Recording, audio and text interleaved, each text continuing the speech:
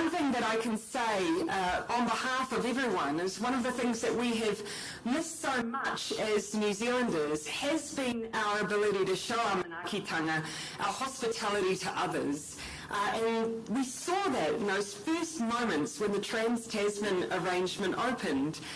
Those who witnessed those first moments on the news that evening, or who were lucky enough to be there in person, just saw the raw emotion and sheer joy of being able to welcome each other into one another's arms once again. And it was a very special moment and very symbolic of our relationship. And so to everyone in this room, and indeed to our Trans-Tasman family, I want to say thank you. We would not be here in this privileged position of being able to be in the same room together were it not for the hard work of so many through that time. And it's a time where, for a quite long period in there, Scott and I were talking to each other so often. I think we had more contact than I perhaps had with my mother at that time. Such was our engagement, and that proved to be critically important to both of us, I think, because the path that New Zealand and Australia carved at that time was unique, and it continues to be unique. That, however, means there is no rule book for us.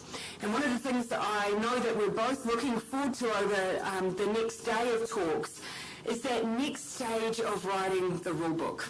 Our borders being opened now means that we are in many ways joined, and as we both grapple with the challenge of how we safely reopen ourselves up to the world whilst holding on to all the gains we've made, those are conversations I would love us to be able to have together so we can write that rule book together, and I think we'll all be better for sharing that as well.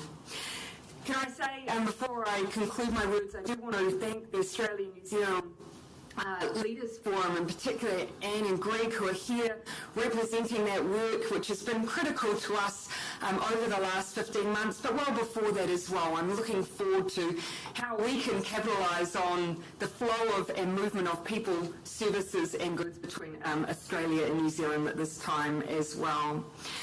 As much as two sovereign nations, we won't always see every issue in the same way. We often will see and do things differently, and not just on the cricket pitch. We will never move on, just so everyone knows. In this increasingly complex geostrategic environment, family is incredibly important. And Australia, you are our family, and so I can't imagine a more important time for us to just continue to build and strengthen those ties.